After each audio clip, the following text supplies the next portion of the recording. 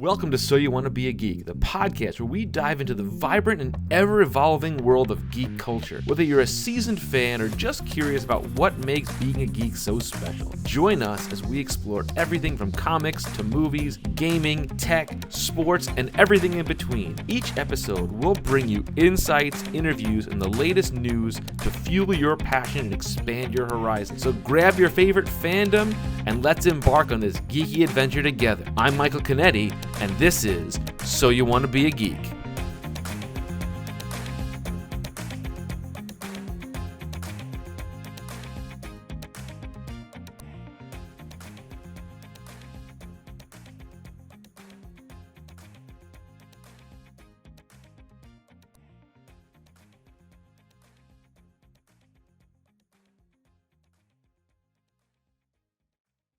Hey everybody, and welcome to another episode of So You Want to Be a Geek. And this time we're getting geeky about podcasting. How ironic.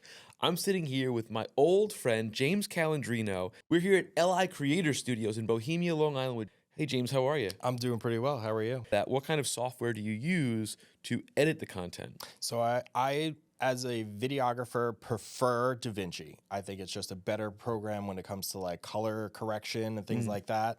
They also offer a free version, which people don't know. Yeah, no, that's what I got my start with. And then I upgraded to the pro version because on my main real estate media camera, I was dealing with a lot of dark spaces, so I needed that noise reduction. And then by the time I upgraded that, I was like, well, I need to upgrade my camera. And then I didn't really need the noise reduction anymore. But the fact that it was like a one-time fee as opposed to a subscription model was fantastic.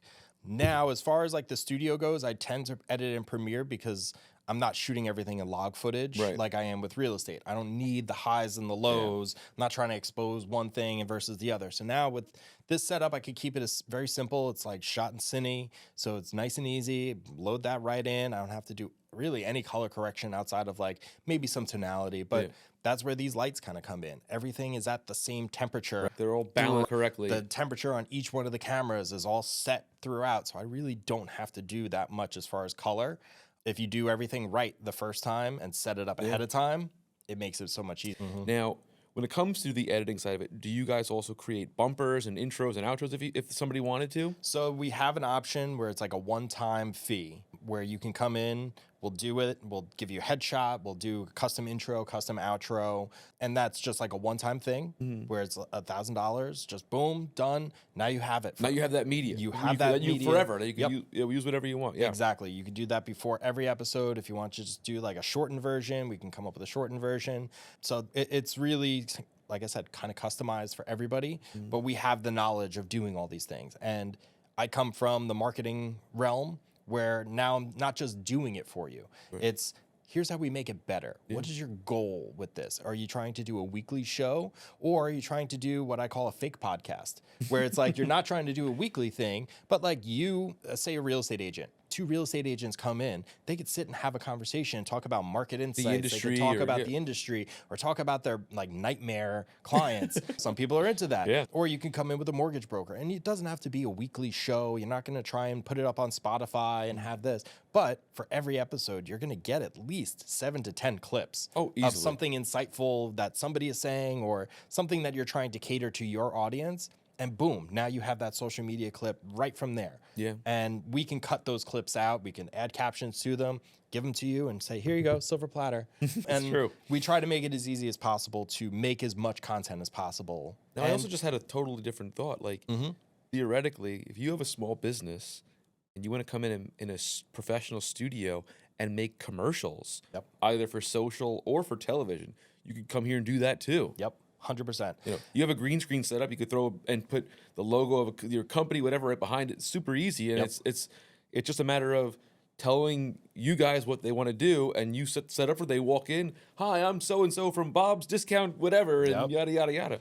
I mean, one thing that like you have to take into consideration to make a commercial to go on TV, you're looking at a minimum $10,000 to $20,000 investment. Easily. For like a not great ad. Yeah, for the crummy ones you see on News 12. Exactly. And so that's a $10,000 to $20,000 investment just to make the commercial. Yeah. Then to air the commercial. Pay for the airtime. You're looking for another $20,000 to $40,000 absolutely a year just to air that on News 12 a couple of times a day. I remember I was working with a client once to air something for a month.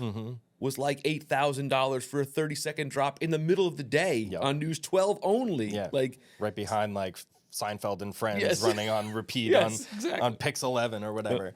But that's the point. So like you're already into a commercial for $60,000 to an extent to like run that for 6 months out of the year. So like why do that when you can make customized social media ads in a studio, run a new ad every week, and then at $100 an ad for 7 days, boom, now we got another one. All right, throw another $100 behind it. It's and you're so gonna cheap to also boost an ad now on social. It's so like I've done it for my podcast. I like if there's really good clips that I've used, I'll throw $50 at it or whatever and run it for a couple of days, and I'll get 5,000 views. That's the biggest thing is you get trackable analytics. Yeah. How many people saw it? How many people commented on it? How many people shared it?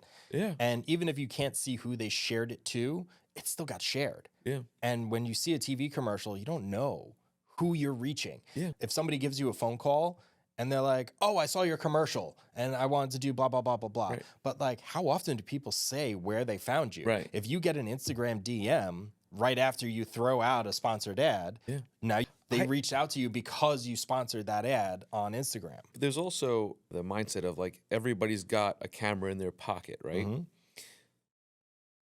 I don't care what anybody thinks or says.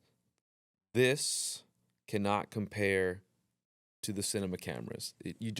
You're not going to get the same quality material off of your phone opening up the Photos app and recording. No. Can you make kitschy kind of fun little videos? Sure. But you have so much more control and versatility and professional quality imagery when utilizing real equipment. Yeah. I mean, I was on site with a construction company yesterday. We were over in Southampton, and there was a couple of points where like it's this company, they were doing like steel work, and they were like installing these giant steel beams in like this brand new like oceanfront house. And I'd recorded some of the same clips on my phone that I did my big rig with like the FX3 with like ND filters on and all these different things. And it's like, in some regards, you could see more on the iPhone. Like it exposes the mid-range really well. Yeah. Like you could see the foreground, you could see the background. The sky's not like overblown, but the foreground's not like, doesn't have too many shadows. And it does a decent enough job. But if you were to compare that same clip that I took on my phone versus what I took on the main rig, it's a night and day difference. And you can go on YouTube and people try to make these like the zooming in, the accuracy, the image quality. When you look really, really close and you want something that looks right, you can't compare. No, it's just that next level of quality. And that's where like I was doing social media reels for people and I would do it on my phone and that was good enough. But then it got to a point where good enough isn't good enough for me. Like to the clients, perfectly happy. And that's why I made it like one of my products. Still on there, still will happily do a social media reel with a phone. But what I want to do is do it with my main rig. Right. Where like you can now throw it I on a turn the whole gimbal thing vertical. and just do it right. And it's like, I can do it that way, but I could really do it this way. And then you're going to stand out from everybody else doing it this way. Especially for like those detail shots. Like the detail shots look so much better on a main rig with the 24 to 70 on it, as opposed to like the 3X camera on my iPhone. Yeah. Like even shooting in log on your phone. Again, good enough. It's not bad. There's lots of people who make really nice looking videos with an iPhone but shooting in log, not just like shooting in your regular video. Exactly. And like I saw something where it was like the cinematic video is one of the least utilized things on the iPhone. And I use it all the time. Like I've taken some great videos of my kids with the cinematic camera where like every time I send it to my family, they're like, holy, that looks awesome. Like, and I'm like, yeah, no, that was just my phone.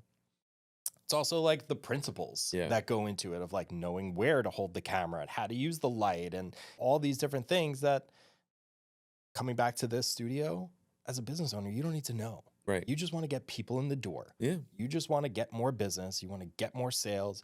You want to have more conversations. And one of the best things that I like about this studio and podcasts in general is we're having a conversation. Yeah. I'm looking at you in the eye. We're talking.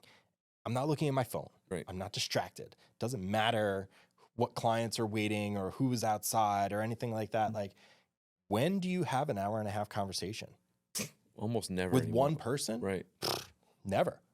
That's not a Teams call or a Zoom call. Like No, but like eye to eye, Yeah. face to face, looking and seeing and seeing how somebody reacts, how their body language changes. Like, it's hard to pick that up on a Zoom call. Yeah. And if you were going to interview somebody in your industry that you really wanted to talk to, say for going back to real estate, if they wanted to interview Tom Ferry or Ryan Serhant or something like that, you're going to do it through Zoom. You want to talk to that person face to face. You want to feel the energy that those guys have. And there's a huge difference between having at this point, everyone has done a job interview over Zoom at some point now. Yep. And you can't read somebody's body language that you're working with or interviewing with over a virtual connection, as opposed to sitting in the room together and having that face-to-face conversation. Well, folks, that was a fantastic episode. So You Want to Be a Geek's podcast got really geeky about podcasting. I hope you enjoyed this episode. I had so much fun. You can follow us on our social media on Instagram and TikTok. It's SYWTBAG. You can subscribe to our YouTube channel, Apple Podcasts, Spotify. We're all over the place. We've got episodes coming out twice a month. Fantastic content. Again, James, thank you so much for being here. Stay geeky, everybody. Bye for now.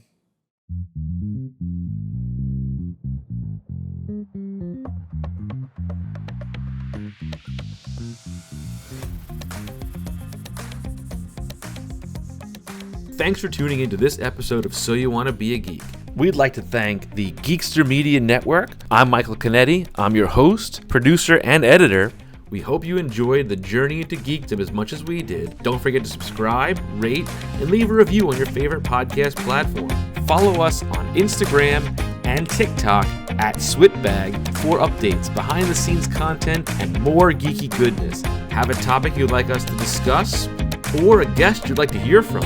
Let us know. So You Want to Be a Geek at gmail.com, and stay up to date and join the conversation. Until next time, keep embracing that inner geek, and remember, the adventure never ends.